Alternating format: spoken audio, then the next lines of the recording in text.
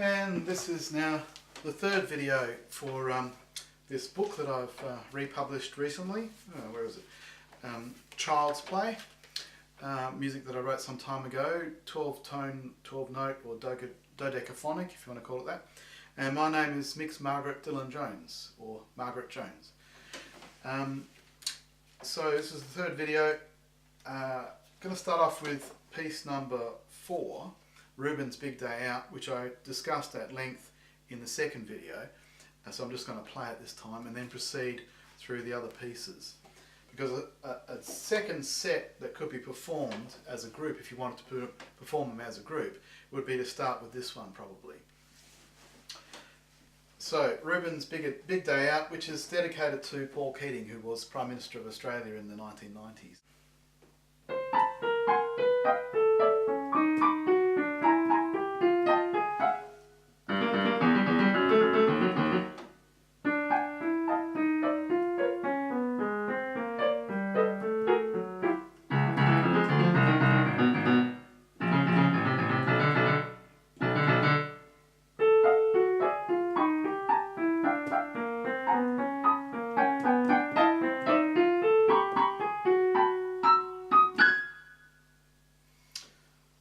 So then we move on to Homage to Webern.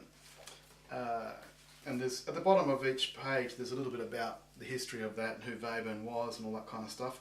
But Webern famously wrote music which kind of made the melodies very hard to hear. So in this one, the note row is distributed widely around the keyboard, big intervals, enormous intervals, by using an extra octave. So that it becomes practically impossible to hear the row as a melody. So what you end up instead is a rhythm and accents and staccato and loud and soft. Those things, the sort of surface element, become more important than the pitch. So this would be sounding more atonal, even though it's exactly the same row as the earlier pieces. And I hope I can play it. It's meant to go pretty fast. And it's in 5/8, it's in 5 counts of 5. Here we go. Homage to Webern.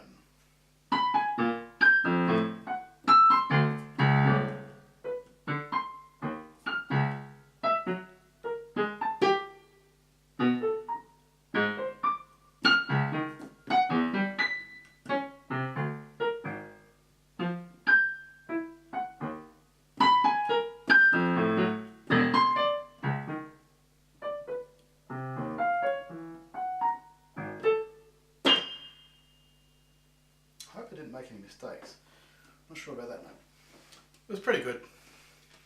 So that's the vote. Now, next piece is Homage to Schoenberg, who was Webern's teacher. So this 12-note style, dodecaphonic style, using a 12-note row, was developed by these guys in the 1920s. And Schoenberg's style was actually much more traditional. He wrote in the late Romantic style originally, and then he wrote freely atonal music, and then he wrote 12-note music, which was also atonal, which is all explained here. So his style is got more of a sense of melody and traditional kind of rhythms in the late 19th century style. So I've kind of used that a bit, and in the middle section I've got something that is nothing like what Schoenberg ever would have written. Is quite a different kind of thing in the middle. But here goes. So I've used different, same note row as all the other pieces, but you'll see the results sound really, really different to any of the other pieces. Some very interesting chords near the beginning especially, and later on. Could have also said Schoenberg's style tends to be fairly lyrical or song-like almost. You could almost sing it. And a big thing about his music is his textures tend to be a bit more on the traditional side, coming from late 19th century kind of style. In terms of textures, melody and accompaniment, that kind of thing. Okay, so Homage to Schoenberg, take 2. With ravens in the background.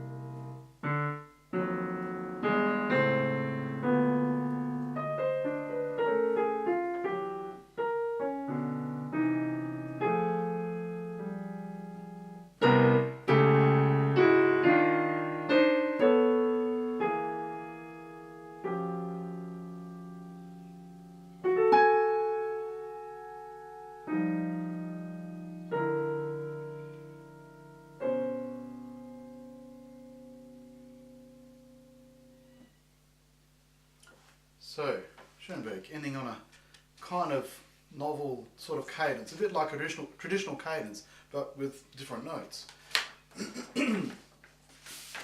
Now we move along to a duet. A duet called Clouds. And it's pretty special because the primo person who sits up here playing the high stuff, and a couple of sections, they are given the notes without a rhythm, so they improvise the rhythm the first time, and it's repeated here. So they go through in their own sort of rhythm, whilst the person playing down here keeps going in a regular kind of count. And then on this next time they do something like that, the person up here can repeat notes and go back. This is also remarkable because it's using a different version of the row. It's derived from the row that's used in all the other pieces. So it's a derived row. It's made out of the shape you get from notes number 4, 5 and 6 of the original row. So if I go and play, let's see, starting on one of these rows, yeah, that one there. This one, if I play this, that's the original row. If you take the 4th, 5th and 6th note of that shape only is then used in different ways to make a 12-note row. So here it is, play an octave lower.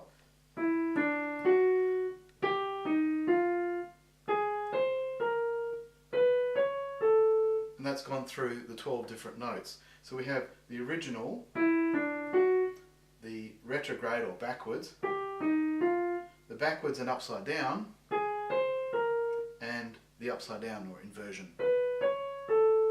So that piece uses that. And in the last section, it's called Clouds. It could have been called Sunsets or something, because that's one of my favourite little parts there, that it sounds a bit like a lovely sunset to me anyway. So I shall try and get this hand to improvise on the notes and this hand to play strictly in time. I don't know if I'm going to succeed, but I'll try.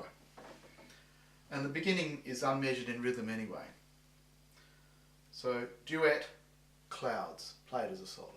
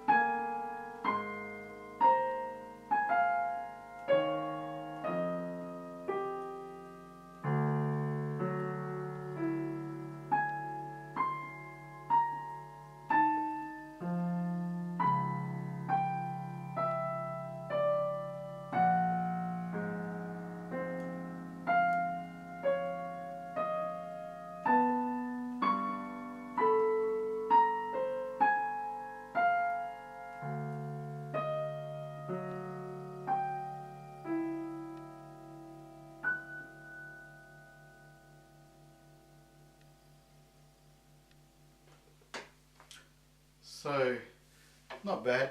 One little mistake around here somewhere, I played an extra note. One day I shall make decent recordings of these and release them on CD or something, but haven't done that yet. So now we move on to the final piece in the set of 8 pieces, Alone in the Dark Forest, which is printed, originally made as a trio, and here it is as a trio. It's also then printed as a duet, so more easily played by 2 people at the same piano. But just going back to the original version for a second, what happens with this is that it's the original row, and we have 3 people sitting at the same piano.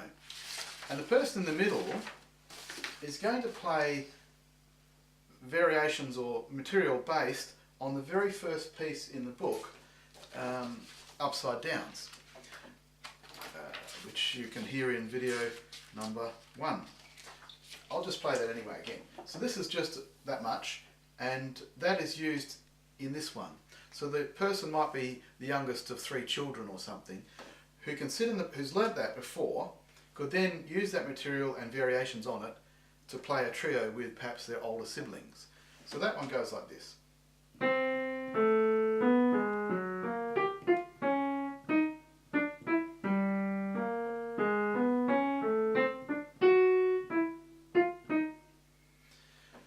Normally I would suggest playing that twice if you're doing it in a little student concert or something. So they get a chance to play that again in Alone in the Dark Forest when you do it as a trio. However, at a pinch you can play this as a solo. So in the duet version, which is page 17 onwards, we've got 3 pages of music. There's a couple of places where there's an annotation in the score, or ossia in the score, an alternative in the score just there and there, so that one person could play the whole thing on their own. So I'll give it a go. Alone in the Dark Forest has a happy ending, very tonal ending at the end. Might also say, in this one, I took great delight in finding, in the row, finding parallel intervals. So we get parallel sevenths, in fact parallel minor sevenths, followed by parallel thirds, mixture of major and minor, and sequences of sixths in the left hand here, etc. And later on there are ninths. Where's that? Oh, around here. And